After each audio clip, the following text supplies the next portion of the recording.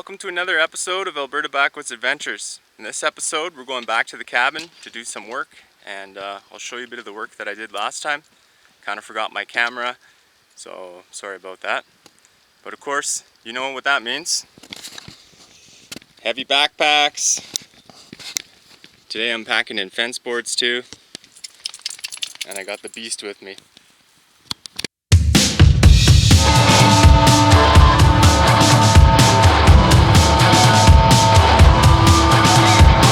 Now we got this wicked steep hill to drive down, and down there a nice crossing of a creek too. Should be fun.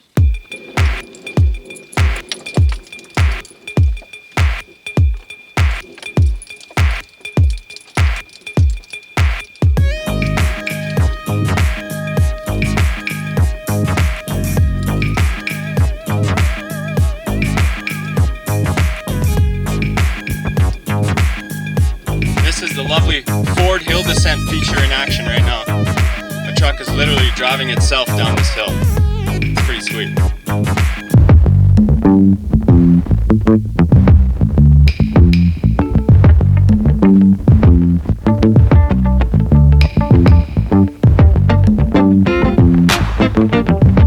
Welcome to another episode of Alberta Backwoods Adventures. In this episode we're going back to the cabin to do some work, and I'll show you a bit of the work that I did last time. Kind of forgot my camera, so sorry about that. But of course, you know what that means. Heavy backpacks.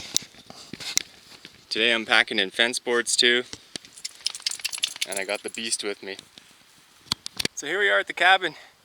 We ended up having to make two trips. I brought in some fence boards there, had to go back for those, and then I packed in quite a bit of gear, as I always do. Some of the things we made since last time were this door, padlocked and nailed shut, that way no one can get in here. So that was one of the additions I did last time I was here. Just forgot the camera at home.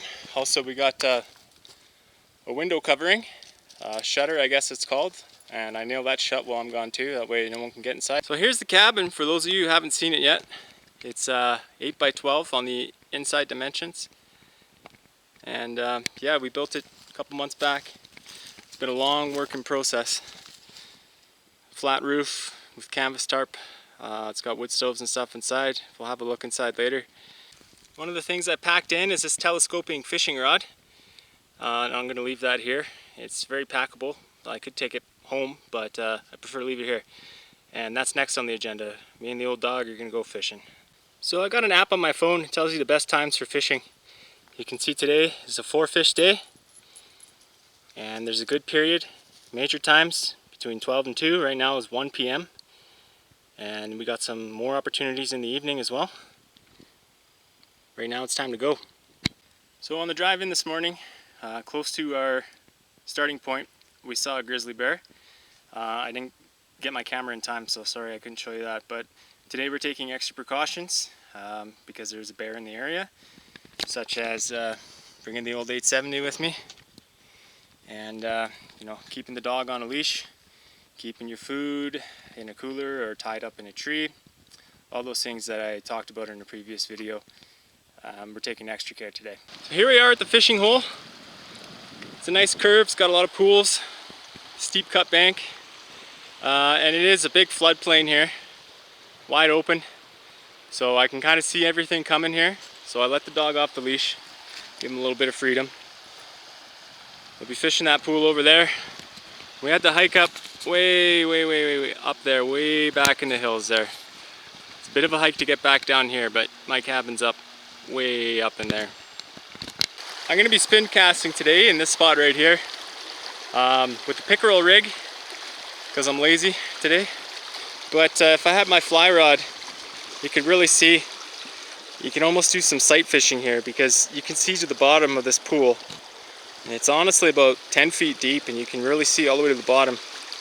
So you can target fish, but I don't have my fly rod. So we're spinning, we're using a pickerel rig, cheese for bait, and that's what's going on. So we got the rig set up, sitting in the pool there, and now it's lazy time. Normally I like to fly fish, but I don't have a collapsing rod for that, and I bought this telescoping rod for like $5, so it seemed like the right thing to do. And I would spin cast, honestly, with spinners and spoons and stuff, but I just hiked about 6 kilometers carrying a bunch of heavy crap, so I'm gonna just sit here and enjoy this.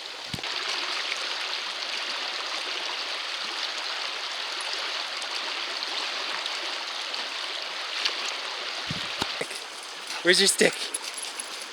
Got your stick? Bring it here. Hey, bring it. Give me it. Give me that stick. Give me that stick. Give me that stick.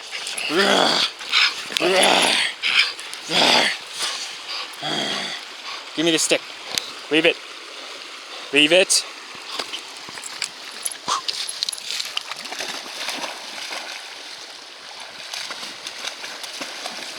Good boy. Good boy, bud. This is my 20 gauge, 26-inch barrel Remington 870. I got that to watch my backhoe here. Just want to show you this strap, this gun sling I made myself. Pretty sick, eh? I have these 2 gas lanterns here to light up the inside. Because as you can see, I mean it's daylight right now, but it's actually pretty dark in there. So I gotta put mantles on these. We'll fire those up and then I'll show you all the work we did inside. Since we were last here, I have put in some floorboards. So that's nice. It used to be open, just dirt and mud all the time. For those of you who haven't seen in here, there's the 2 wood stoves. Back there's a portable one. I packed that in. I packed actually everything here in at one point or another. So there's the wood stoves, yeah. Got ourselves a dog. A nice big queen size bed with a futon mattress on it. I packed that in as well. Today we're going to build a countertop here. That's what I packed these fence boards in for today. So it's a good look at the inside. Nice floor, nice bed, nicely lit. Got a window. If I got enough wood, I'll make a window over there. We'll see if we get to that, but that's the cabin in a nutshell. So with the canvas roof, it's good and bad. I can make it better. You can see this huge bulge here. There's a bulge there. Bulge in the back corner. It's actually full of water. It's not leaking through, so this canvas is doing its job. We're gonna have to find a solution for this. I know a sloped roof would be the best, but we'll get there. So you can see now, I've used some of those fence boards and made myself a countertop or a bench, whatever. You can put your packs and gear there. And I packed in these little shelves. Put them up in the corner. I can store my food or whatever on there. And yeah, that's that. And again, floorboards. Now we're set up in here. We got food, storage. Got my gas stove, water station, kitchen crap. It's really livable now. So I went ahead and made another window over the bed area. That way it lets a lot more natural light in here during the day. And you catch the evening sun through that back window. Keep the place kind of lit up. It's nice. Built another window shutter there to close down when I don't want her open. And nail shut when I'm gone. Just like the other one around the corner. Let's go get some water, shall we? This here is the creek that I draw my water from. It's running year round. It's frozen over in the winter though, so I end up having to melt snow or busting a hole in the ice to get some water. But this is clear, pure mountain runoff. It comes from a spring kilometers down that way. I was going to go on an adventure with you guys today and see what's there, but being that there's a bear in the area, I don't want to do too much wandering around. So we're down here, we're at the watering hole, I got the dog, and I got my gun with me. The other thing I built out of 2 railroad ties is a nice little gun rack. Hang the rifle or the shotgun, whatever. Put it above my head, sleep with my feet to the door. That way I can blast anything I really have to. Let's try out this propane stove. Got some soup in a pot here. Getting hungry for, what would be lunch, in between lunch and dinner. Haven't eaten since this morning.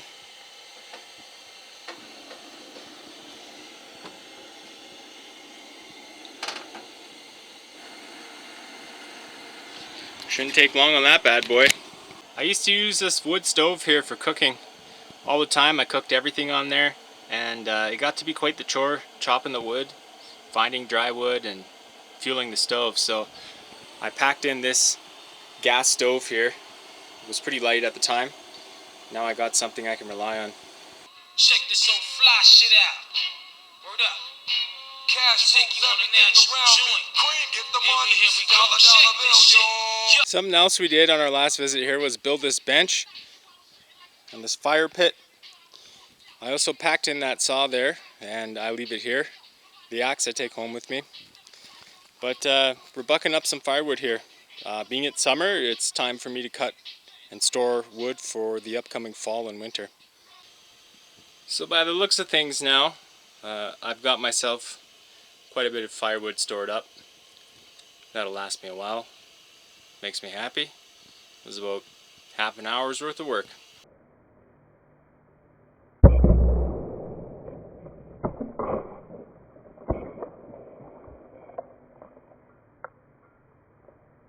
It's about 20 to 8 now. We're going to make our way back down to the fishing hole, try some spinning this time, and see what we can get. Now my dog here, he's no match for a bear, but he's definitely an asset to me because he acts as like an alarm system. When he hears something, sees something, smells something, I know something's up. That way I don't have to constantly look over my shoulder because I got my boy on point and I hold up the rear. Isn't that right, buddy? On another side note, the Canadian red squirrel is a protected animal. If you are to hunt it, so you choose, you need a fur trapper's license, and that's the only way you can go at it. Every time I go down to this little fishing spot, it reminds me of an old show I watched as a kid called Fred Penner's Place. He used to sneak through the bushes into a secret hiding place, and he'd teach lessons. Watch how loyal my old boy is. Boy, sit! Good job, bud. He's pretty crazy too. Boogie boogie!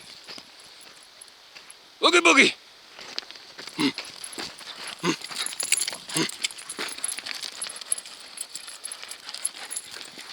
Burning circles. Burning circles in the dirt. Hey, I'm gonna get you. I'm gonna get you. I'm gonna get you. Alright, alright. Hey, touch.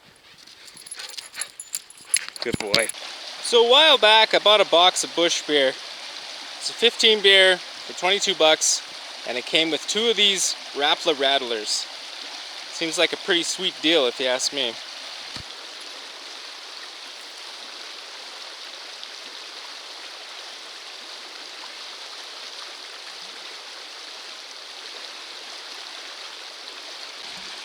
So I caught myself a brook trout.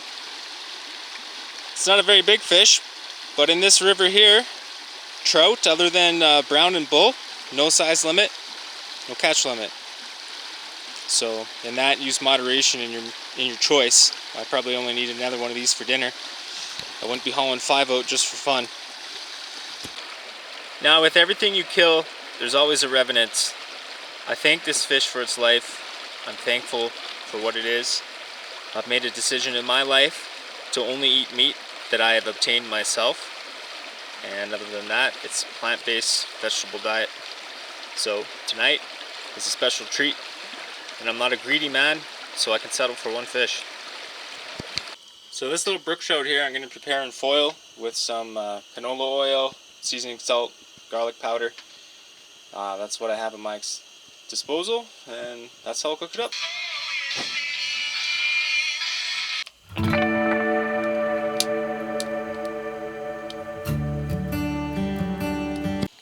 We got ourselves a nice little cooking fire going.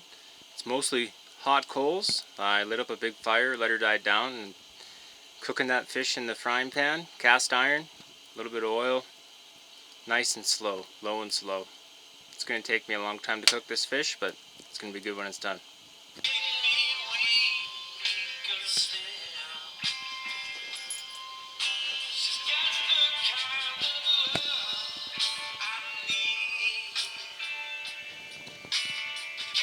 We switched ourselves to night mode here at the cabin. See, it's dark outside now. So we got the shutters down, lanterns burning, floor mats out, and of course, flippy floppies. Morning, and now we're just heating up some breakfast. I packed myself in a breakfast sandwich here. Just egg and cheese and English muffin. To make some coffee. Good start to a good day. Now the door is padlocked shut, nailed shut, same as the window shutters. Now it's time to go home. Okay, boy, go.